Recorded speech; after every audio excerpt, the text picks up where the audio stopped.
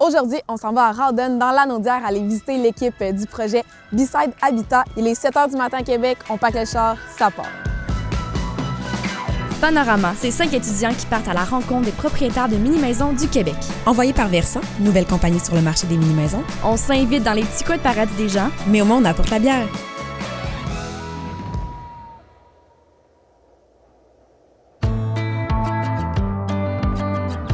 Donc, on vient d'arriver chez B-Side Habitat. B-Side, c'est quoi? C'est 1254 acres de terrain naturel préservé où la nature et la culture se côtoient quotidiennement. Donc là, on va rencontrer Stéphane Bélanger qui vient nous parler du minimalisme, un mode de vie là, prôné par Versant. On va le rencontrer.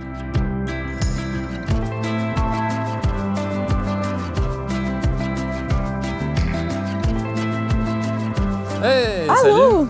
Elisabeth, enchantée. Tu m'expliquais tantôt là, que c'était vraiment ça ici, c'était pas mal partout dans tous les chalets, puis après ça, vous modifiez. En fait, la cabine de base, en fait, parce que notre template, si on veut dire, c'est ce qu'on est dedans présentement. Là. C'est toutes les aires de vie. C'est une chambre principale, salle de bain, il y a un sauna dans tous les chalets aussi. Fait que ça, c'est vraiment la base. Puis après ça, ben, on a décidé d'ajouter un pod qui est une genre de suite un peu des maîtres avec ton lit, ton bureau, une salle de bain complète, puis il y a une passerelle qui connecte bien sûr les deux. Puis après, on a dit bon, on va faire ça un étage plus haut. Fait que là, tu as un autre type qui est 3 chambres, qui est un étage. Au rez-de-jardin, tu as une chambre que vous avez vue qui est en bas. Fait que c'est comme ça qu'on a comme décliné un peu tous les chalets pour avoir le même esprit dans chacun des chalets. Pour toi, c'est quoi le minimalisme puis cette mode de vie-là? Tout le courant un peu écologique, la sensibilité des gens par rapport à leur environnement, ben, ça se reflète au-delà de, mettons, je dis ça bêtement, un bac de recyclage ou faire du compost. Fait que c'est de changer ton mode de vie, c'est de changer tes habitudes de vie. Quand on déménage en mini-maison, c'est certain qu'il va falloir adapter son mode de vie pour un mode de vie qui est plus minimaliste.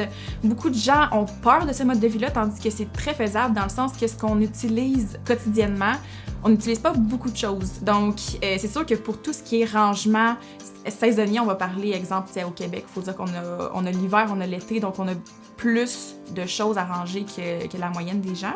Mais nos mini-maisons sont faites pour ça aussi. Vous êtes vraiment proche de Montréal, c'est ça? Oui, Une heure, c'est à 1h15 de Montréal. OK. C'était-tu comme super important pour vous d'avoir ce petit coin-là très ressourçant, juste à côté de la ville? Vraiment. Ben, en fait, l'Anaudière, c'est le premier de plusieurs projets qu'on veut faire en Amérique du Nord. Puis ici, on a été chanceux de trouver un aussi grand et un aussi beau territoire. Il y a principalement 2 types de possibilités quand on veut s'établir en mini-maison. Premièrement, il y a les éco-villages. Donc ça va être un grand terrain où est-ce que les mini-maisons vont être plus collées, mais qu'on va avoir des choses communes, donc un jardin, des fois ça peut être une bibliothèque, une cafétéria, des choses comme ça. Puis il y a l'option également d'avoir un terrain très vaste en forêt ou que ce soit, qu'on va vraiment établir une maison pour être loin de la communauté. Donc il y a le principe qu'on aime la communauté, le principe qu'on aime tout le monde. C'est ça. Tous les paramètres du projet sont basés un peu sur le minimalisme, d'une certaine façon. Tout le déboisement qu'on fait autour des chalets, on y va vraiment au minimum. Mais genre, minimum tellement que le premier chalet qu'on a fait, la CSST nous a dit que c'était trop proche, là, tu sais. OK. Mais tu sais, justement, là, t'as un beau grand pin centenaire qu'on a fait super attention, justement, de pas couper puis d'être à une assez bonne distance. Mais les arbres, c'est comme une des contraintes principales qu'on a sur le projet. On a comme littéralement dévié la trajectoire des routes qui a été planifiée par nos ingénieurs pour sauver des arbres. Tasser la route va peut-être coûter 20-25 000, mais un arbre que ça fait genre 125 ans qui pousse, cette valeur-là est inestimable. Au-delà de ça, fait que ça, je te parle vraiment juste de la construction pure et dure, mais ton espace de vie aussi, bien sûr, doit être le plus petit possible. Tu sais, on a justement coupé des pièces qu'on s'est dit, ben, c'est-tu vraiment nécessaire, par exemple, d'avoir une salle à manger? Quand au Québec, on le sait, tout le monde est toujours autour d'un îlot. Tout le monde a une pièce chez eux avec des boîtes dans lesquelles il y a des articles qu'on utilise très peu souvent, voire pas du tout. Et c'est ces articles-là qu'on va se départir quand on va faire le saut en mini-maison. Donc, c'est vraiment l'idée de garder ce qu'on consomme quotidiennement. Puis quand vous avez besoin de quelque chose, ben là, vous allez en acheter. Mais quand on achète quelque chose, à ce moment-là, il y a toujours moyen de se départir d'autres choses. Fait que c'est comme des petites affaires qu'on a faites qui rentrent un peu dans le courant du minimalisme. Parce que c'était vraiment d'avoir un pied carré qui est optimal par rapport aux besoins des gens.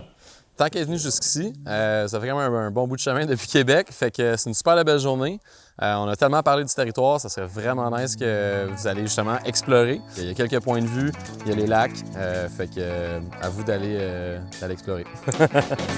The birds are chirping, and the sun gonna shine. And I tell you one thing's been on my mind.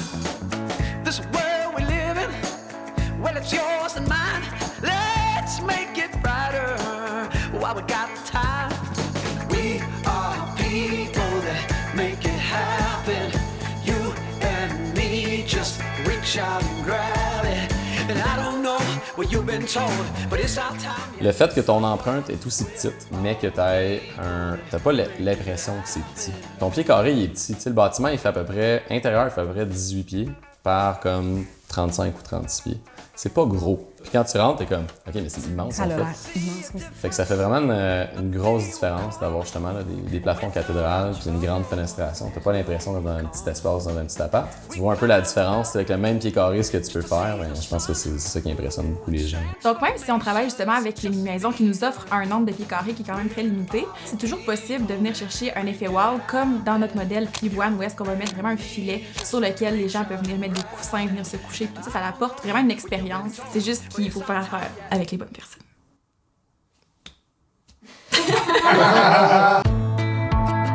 Donc aujourd'hui, on est venu parler de minimalisme chez V-Side avec Stéphane. On s'est invités, fait qu'on s'est dit qu'on allait apporter la bière, une bonne petite grisette de chez Nano Cinco. Merci encore. Ben, ça fait plaisir. Fais-tu un petit cheers? Santé. Santé. Cheers.